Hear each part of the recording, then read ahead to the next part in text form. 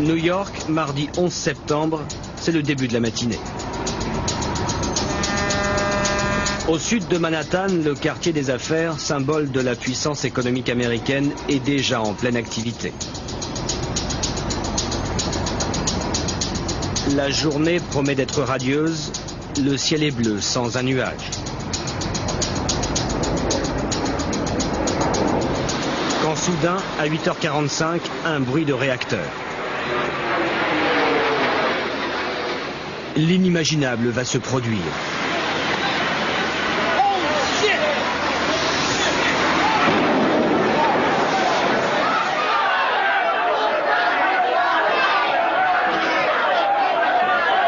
Un Boeing 767 d'American Airlines vient de s'écraser dans la tour nord du World Trade Center, à près de 540 km/h.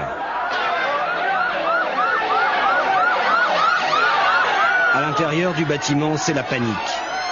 Une femme décroche son téléphone et appelle son mari. Elle laisse un message sur le répondeur. Sean, it's me. I just wanted to let you know I love you and I'm stuck in this building in New York. A plane hit the building or a bomb went off. We don't know, but there's lots of smoke and we just wanted you to know that I love you always.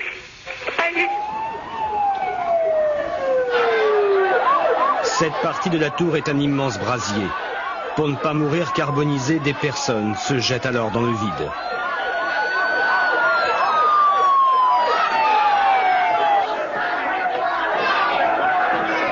À l'intérieur, l'évacuation a commencé, dans un calme apparent, comme le montrent ces clichés pris juste après le crash. La descente s'effectue très lentement dans la fumée et l'odeur de kérosène brûlé. Les premiers secours arrivent. Ceux qui s'en sortiront sont des miraculés.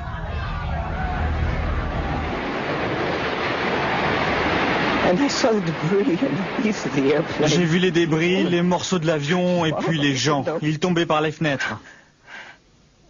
Et puis je me souviens, quand on est descendu, je regardais dans l'escalier. Les issues de secours étaient bloquées, on regardait partout. Et puis on a essayé d'avancer, les gens disaient des choses comme des prières. Oui, des prières.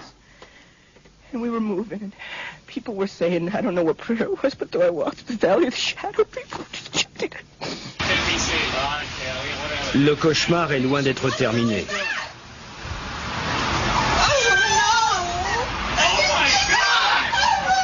Holy fuck! Oh my God! Oh my God! Jesus fucking Christ! 18 minutes après le crash, un deuxième avion kamikaze vient s'encastrer dans la tour sud du World Trade Center. Une scène d'apocalypse vécue en direct dans le monde entier.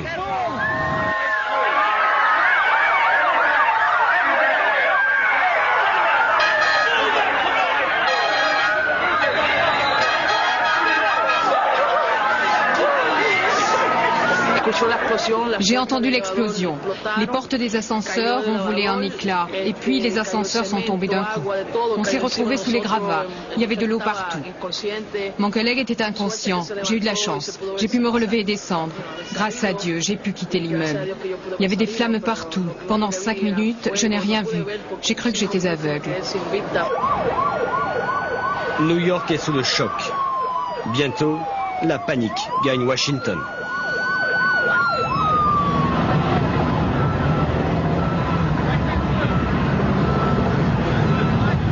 « 9h43, une énorme explosion vient de secouer l'aile ouest du Pentagone. Encore un avion suicide.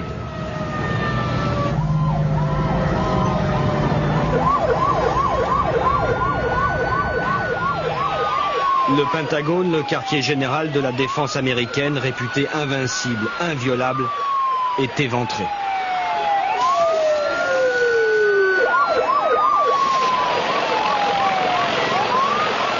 Personnes y travaillaient alors. Le bilan, au moins 200 morts.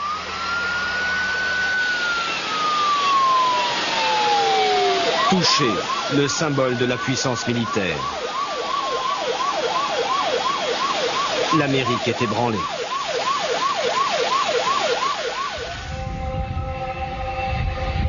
« 27 minutes plus tard, un 4e avion s'écrase en pleine nature en Pennsylvanie. Cette fois, les terroristes ont échoué.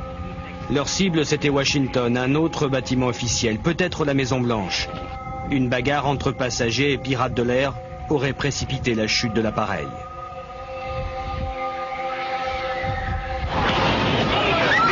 À New York, le cauchemar continue. Les tours du World Trade Center s'écroulent l'une après l'autre, à 20 minutes d'intervalle.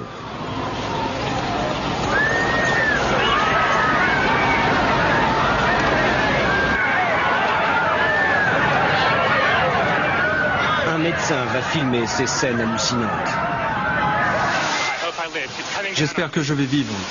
Ça vient vers moi. Je me mets derrière la voiture. C'est incroyable. Je dois aller voir si des gens ont besoin d'aide. Pour moi, ça semble aller.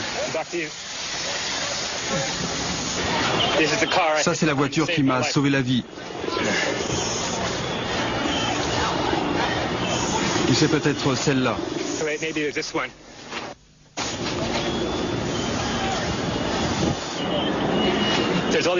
Tous ces bruits, je ne sais pas ce que c'est.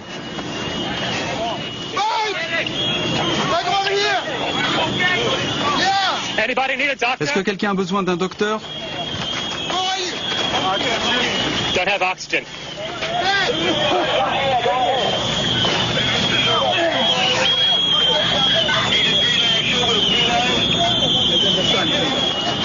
Sous les décombres, des milliers de morts. J'ai eu de la chance. Je m'en suis sorti. That guy needs some oxygen. If someone can share it with him. 10-4. Thanks. Just to wait here. In this semi-staging area. See if I can help. That's what I'm doing.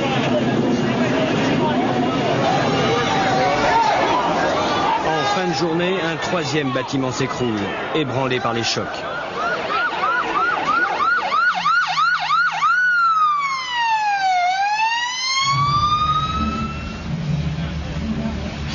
Au soir de ce dramatique 11 septembre, le sud de l'île de Manhattan n'est plus qu'un immense champ de ruines. Les terroristes ont réussi à défier sur son territoire la toute-puissante Amérique. C'est l'attaque la plus meurtrière de son histoire.